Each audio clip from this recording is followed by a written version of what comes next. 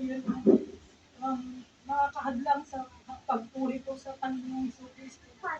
Nagpapasalamat ako kay Lord Jesus na kung saan ramdam ko po ang kanya pong pag-ibig at pagmamahal sa buhay ko kahit saan. Minsan,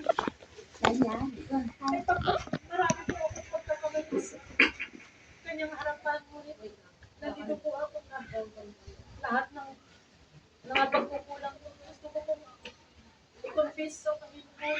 Nagpapasalamat ako kay Lord Jesus kahit naman sa dakilang pag-ibig niya, sa pagbibigay niya ng protection sa atin, sa araw-araw, at sa pag-iisipon ng matagal na panahon dito sa Hong Kong. Bagamat sa paglilingkod ko kay Lord Jesus, nandiyan minsan na naisip ko rin na sa haba ng panahon na pananatili ko dito sa Hong Kong, naisip ko na ang pinag-aanoan ko po ay material na bagay, ngunit si Lord Jesus na lang ang bahala kung ano po ang will niya sa buhay ko. Nagpasalamat ako kay Lord Jesus Christ na nung nalaman ko na pupunta po si Pastor Tam dito.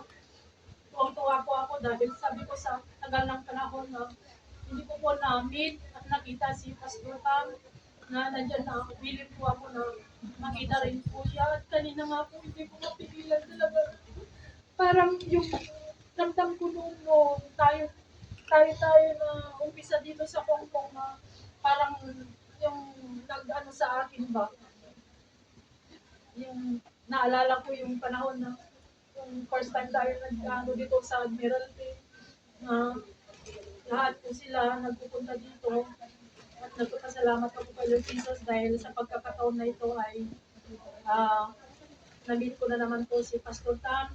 Nagpapasalamat ako kay Lord Jesus na ngayon na kung saan ay ramdam ko talaga na talagang gusto ko talaga na araw-araw po akong makapakinig sa kanyang banal na salita. Nagsisikap din po ako na makapakinig sa live preaching ng mga pastors. Ito man na nandyan po talaga na nare-revive po ako.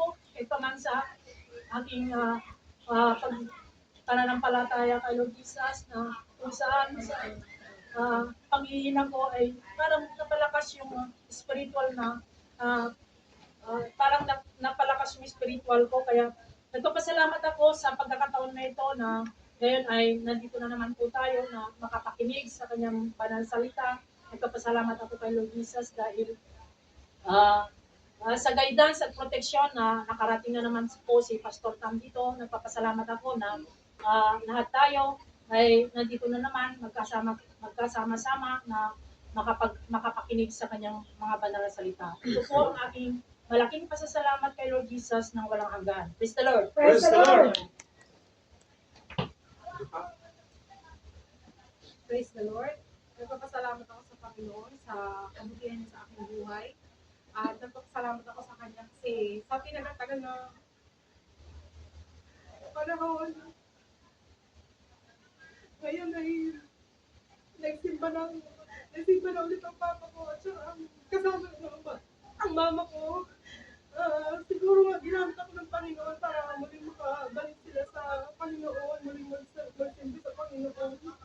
Iyon po ang pinagpapasalamat ko at nagpapasalamat ako sa Panginoon na kahit pa paano, kahit may mga nararamdaman sila sa katawan, ay patuloy pa rin silang i-bless na bigyan ng kalakasan. At ang pinagpapasalamat ko sa Panginoon na yun nga, nakatagpo ako na mababait na amo dito sa Hong Kong, na hindi ako nagkaroon ng stress sa kanila kahit pa paano, yun ang pinagpapasalamat ko. At saka sa mga blessings na bumadating sa buhay ko, yun ang lagi kong pinagpapasalamat sa Kanya. At pagbibigay niya ng kalakasan sa buong pamilya ko, at ganoon din sa akin dito sa Hong Kong. Yun lang, pinagpapasalamat ko sa Panginoon. Praise the Lord. Praise the Lord! Praise the Lord. Isa rin po ako nagpapasalamat kay Lord Jesus sa kabutihan niya sa buhay natin. Nagpapasalamat kay Lord Jesus unang-una sa safe and sound arrival ni Pastor Tom dito sa Hong Kong. Pangalawa, nagpapasalamat ako kay Lord Jesus sa kagandahan ng panahon na pinagkaloob niya na walang naging hadlang para ma-revive mga spiritual natin sa pamamagitan niya na gagamitin ni Lord Jesus si Pastor Tom para nandyan ma-strengthen tayo spiritual. Kasi yun yung pinaka-importante sa buhay natin na tao. Na hindi lang tayo makaangkin ng kagalakan sa sa mundo na to, pero yung spiritual natin, nandiyan din yung kataraka na ibibigay ni Lord Jesus sa atin na aliwin tayo sa pamamagitan ng kanyang mga banal na salita. Magpasalamat din ako kay Lord Jesus sa kabutihan niya, maging pa man umuwi kami ng Pilipinas, na siya yung nag-provide ng lahat ng pangangailangan namin, lalong-lalo na sa financial, na hindi siya nagkulang yung pagkawala ni Lola. Kaya malaki yung pasalamat ko sa katagumpayan na natin namin spiritual. Nandiyan man yung kalungkutan, pero nandiyan yung pag-comfort niya sa kagalakan, sa mga buhay na ibinalik na sa kanyang paanan.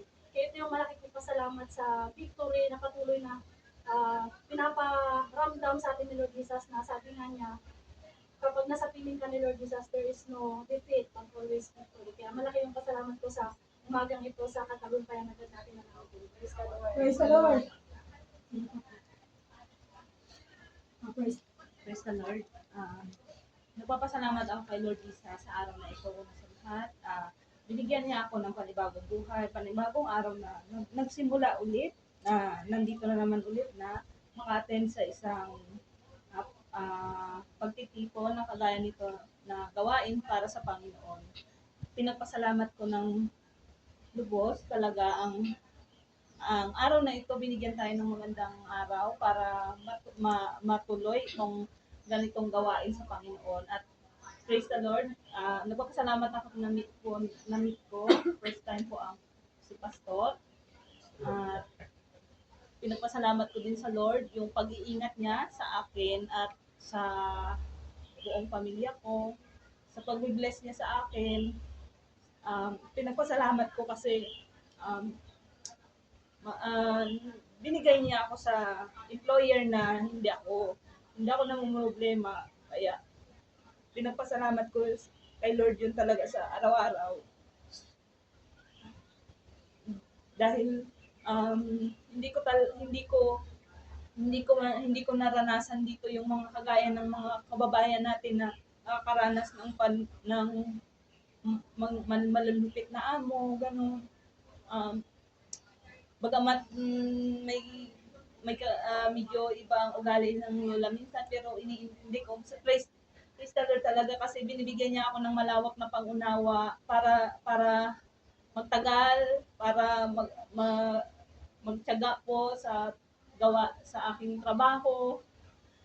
Pinagpasalamat ko din kay Lord yung blessings po na natatanggap ko.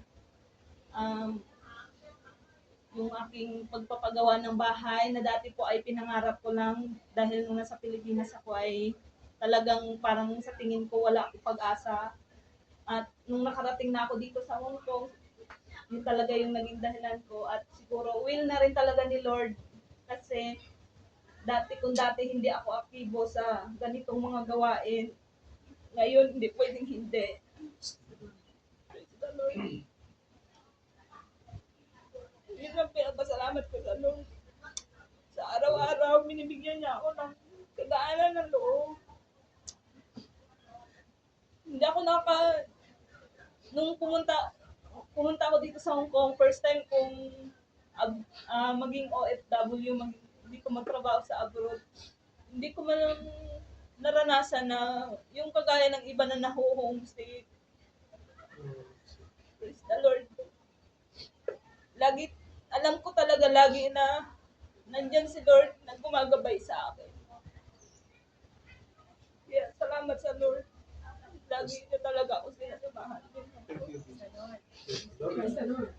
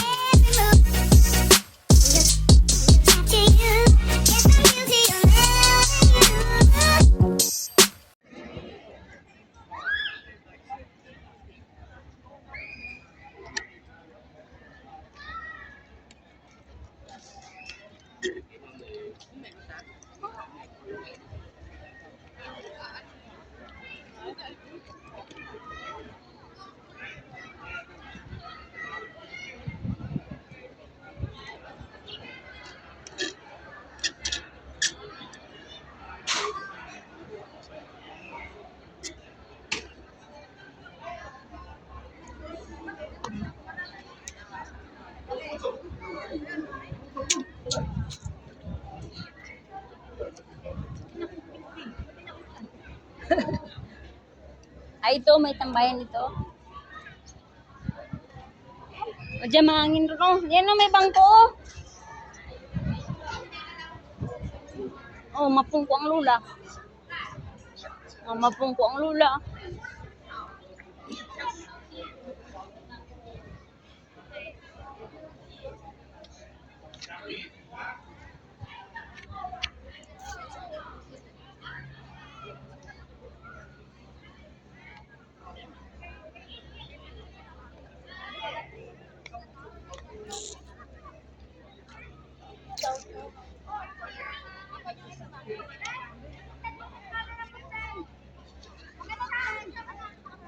Friend, yung basura natin, tinapakan mo na yun. Kaya mo siya. Mahali pa man din yung makeup si John. Okay.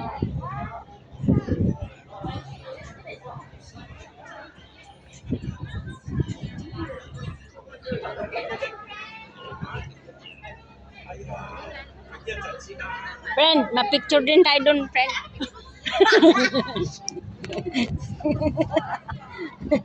Sige, ibutang dyan, friend.